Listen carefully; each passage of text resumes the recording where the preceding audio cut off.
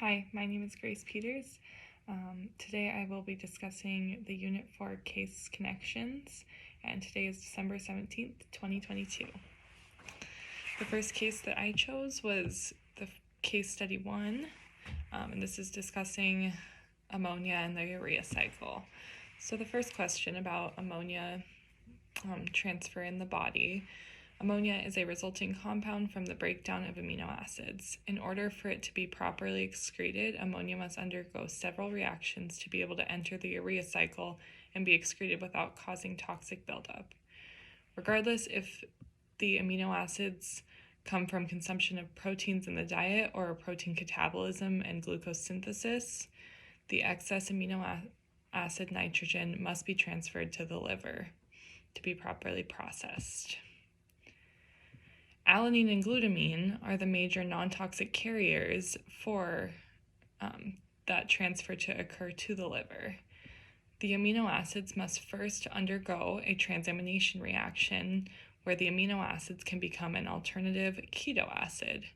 The nitrogen group is transferred to the keto acid with this reaction. The next reaction, in that reaction, no ammonia is actually freed, but the next reaction this compound undergoes, ammonia is freed from the oxidative deamination of the keto acid with the amine group still attached. This is facilitated by glutamine dehydrogenase and results in the freeing of ammonia from the urea cycle along with NADPH. In the peripheral tissues, ammonia can be detoxified and fixed to a glutamine, which is one of those transport amino acids. And this is facilitated via glutamine synthetase. And the glutamine can be released into the bloodstream to circulate back to the liver. Finally, the glutamine synthesized from the peripheral tissues and transported to the liver is deaminated via the enzyme glutaminase. The ammonia is freed in these reactions and can enter the urea cycle for excretion. The remaining glutamate compound from the breakdown via glutaminase will be released as a nitrogen through glutamine dehydrogenase. These are all very important reactions in normal metabolism and for the clearance of ammonia, and that all is very important for homeostasis. The next question: how is nitrogen transport connected to gluconeogenesis in the fasting state? So amino acids and the compound that results from the breakdown contribute to the intermediates of gluconeogenesis.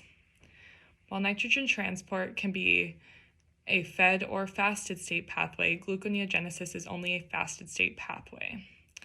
During nitrogen transport, alanine, one of the non-toxic carriers discussed above, will transport ammonia to the liver with the nitrogen, where it can undergo a transamination reaction with the keto acid.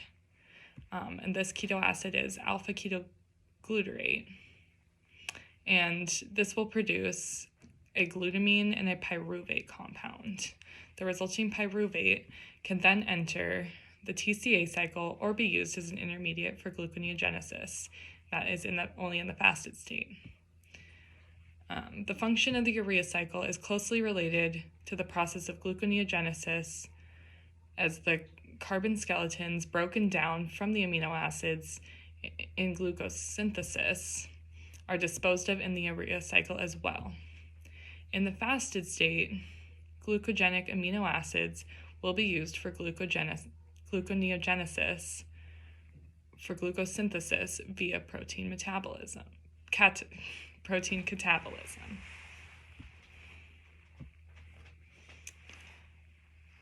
So with further lab values discussed in this case study, this infant would likely have a deficiency of ornithine transcarbamylase.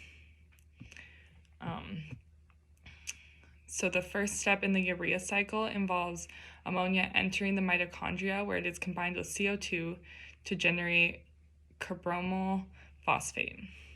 The next step, the carbamyl phosphate, is combined with ornithine to generate citrulline. This reaction is facilitated by ornithine transcarbamylase.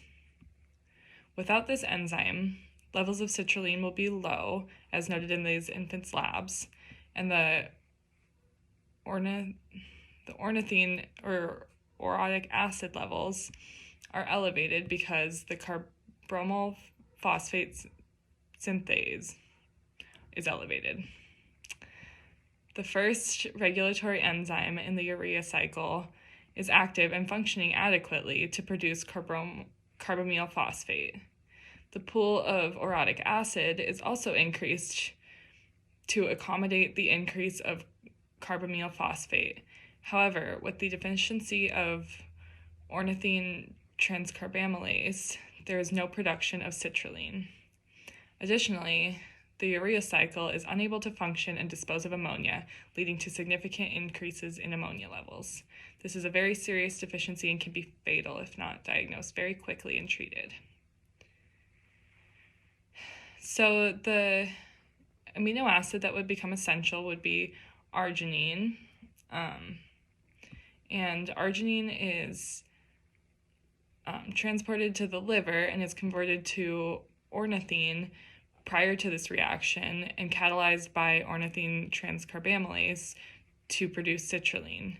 Therefore, since arginine is a precursor to ornithine, it becomes more important to contribute to the pool and facilitate the urea cycle.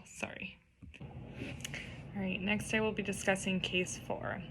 This patient has a vitamin B12 deficiency. Vitamin B12 plays a major role in homeostasis within the body by playing a key role in many pathways, including DNA synthesis, the protection of neurons via the myelin sheath, the formation of red blood cells, and many other roles. Since vitamin D is absorbed in the intestine, diarrhea would indicate a decreased absorption of vitamins and nutrients, which could explain part of the deficiency, and this is one of the symptoms this patient was experiencing. A vitamin B12 deficiency can lead to increased homocysteine levels, which is an amino acid, and it's one of the toxic amino acids. Vitamin B12 is a cofactor in the breakdown of that, so a deficiency would lead to an elevation in homocysteine. Her neurologic symptoms would be a result of the elevated levels of homocysteine. Without the cofactor of B12, this would lead to myelin damage and cause neurogenic deficits such as loss of balance, numbness, and tingling. The elevated levels of homocysteine are also toxic to the cardiovascular system and causes increased stress on the system, which can lead to tachycardia, heart murmurs, and other cardiovascular symptoms. Decreased formation of red blood cells and anemia from vitamin B12 deficiency can account for her symptoms such as pale conjunctivitis and loss of papillae.